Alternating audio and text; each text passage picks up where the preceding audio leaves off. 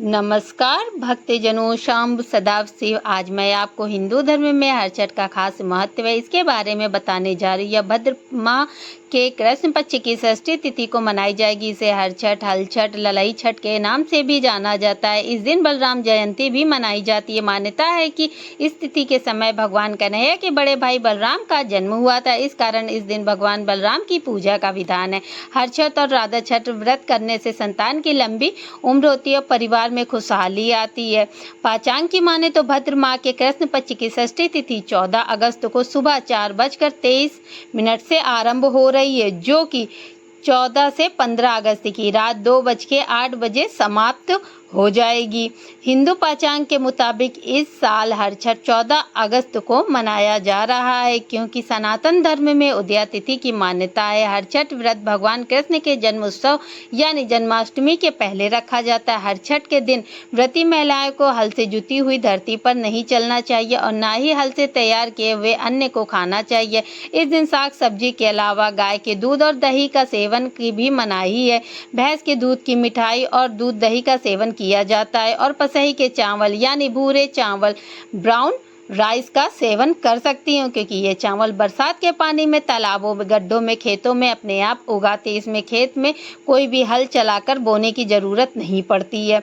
इस व्रत की विधि में मिट्टी के बर्तन जिसे चुकरिया बोलते हैं और 7 प्रकार के भुने अनाज उसी मिट्टी के बर्तन में भरकर पूजा की जाती है। इन बर्तनों की संख्या 6 होनी चाहिए, क्योंकि 6 चुकरिया हर छठ माता के नाम से हों। और जितने भी पुत्र माता के इस व्रत को कर रही हैं, मानो जो महिलाएं व्रत कर रही हैं तो उनके 2 पुत्र हैं, तो 6 की संख्या में उन चुकरियों में अनाज भरना होगा, यानी 2 पुत्र की 12 चुकरिया और 6 चुकरिया हर छठ माता की। तो पूजा के स्थान पर 18 माटी की चुकरिया का प्रयोग किया जाएगा। अगर 1 पुत्र है तो 12 चुकरिया का प्रयोग किया जाएगा। जिस जारी की पूजा की जाती है, इसमें एक जड़ बेरी यानी इस बेरी का पेड़ बड़ा नहीं होता, ये जाड़ी के रूप में बेरी होती है। तो आपको ये पूजन सामग्री बाजार में सभी प्रकार से मिल जाएगी। तो ये पूजा कोई सुबह करता है, कोई शाम को करता है, लेकिन पूजा शाम को होने से पहले कर लेनी चाहिए। इस पूजा में फूल, फल, कपूर,